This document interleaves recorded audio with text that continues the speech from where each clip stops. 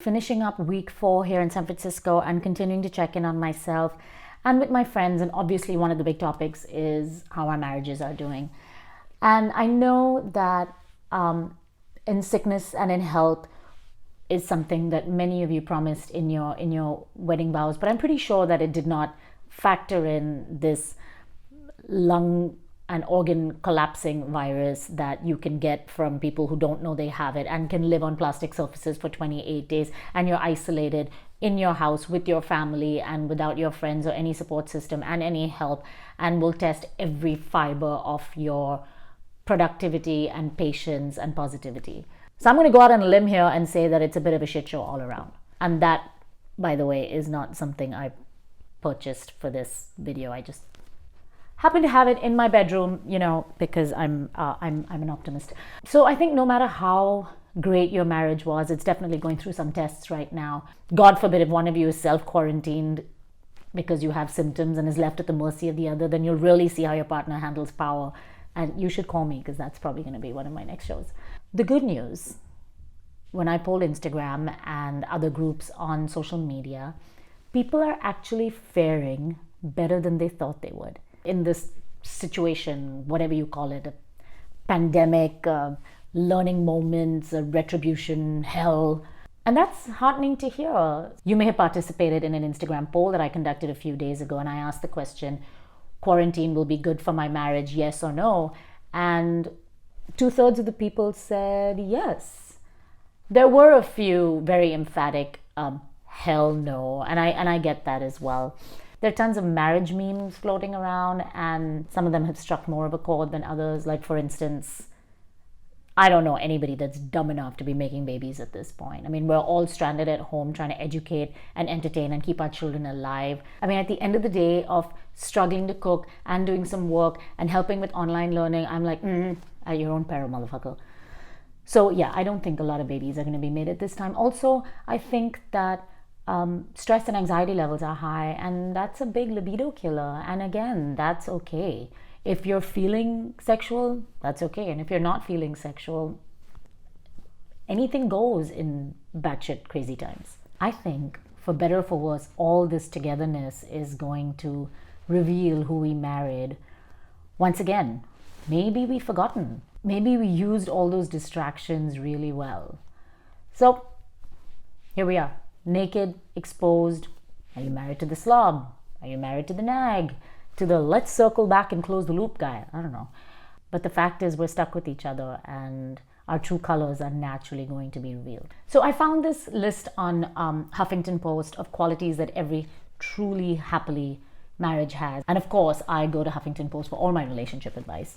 Anyway, this list includes compassion, compromise, sense of humor, trust, positivity, intimacy, mutual respect, presence, love, understanding, and friendship. Like, I'm thinking this is a nice list to have, like dream-worthy really, but in the world is going to shit times, it might need some tweaking. Like, for instance, I don't give a shit if you're positive, just stop touching my face. That sort of thing. So I came up with my own list. So here are my 5 qualities you need if you're going to avoid a Covidivorce. Number 1, common enemy.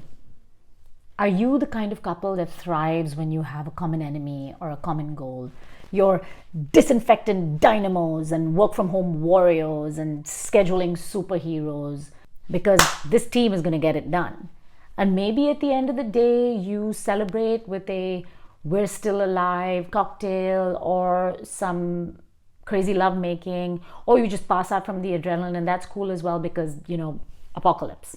But having a common enemy is a great marriage hack. Number 2 is the apart but together couple. The nature of this beast is that each of us have to carve out spaces within our homes to work and to rest and to cry or binge eat Rice Krispies, whatever your vice at the moment is. And if you're the kind of couple that's okay with high-fiving each other at the beginning of the day and then reconnecting at the end of the day, those are the couples that are going to do really well. And don't forget, everybody is dealing with this differently. Some people need more connection. Some people need to not shower for 2 days and just watch reruns of Friends. Don't take it personally. Number 3 is teamwork.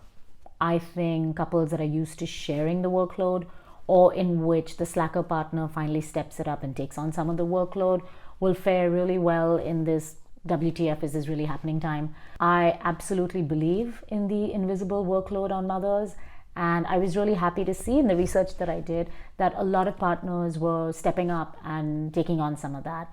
Because let me warn you, when all of our energy is not directed towards staying alive and not losing our minds, hell had no fury like a woman left to do the dishes again. Number 4, sense of humor. This was on the HuffPost list, and I think sense of humor has always been one of the most important things in a relationship, in any relationship really.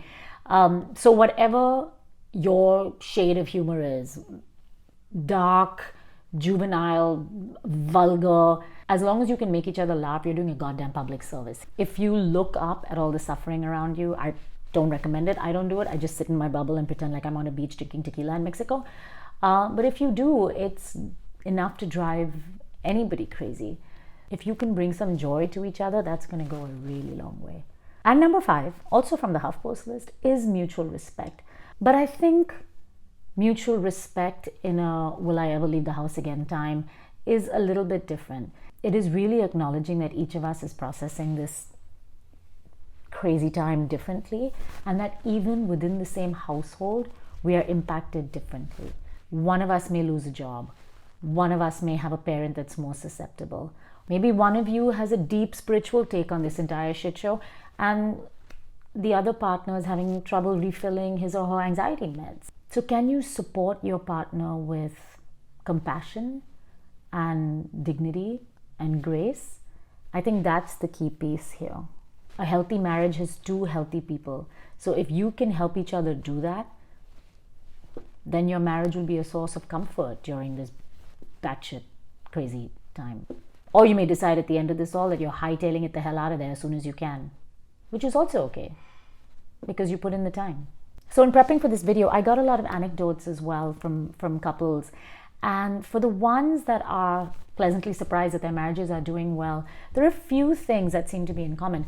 The first thing is that they like the people that they chose to be married to, so they're happy to have more time with them.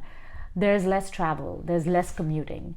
I think scheduling time for each partner to have time off to work or to reset or for whatever they need, as well as making an effort to make time together for sex or swapping war stories or whatever it is, also seems to be working.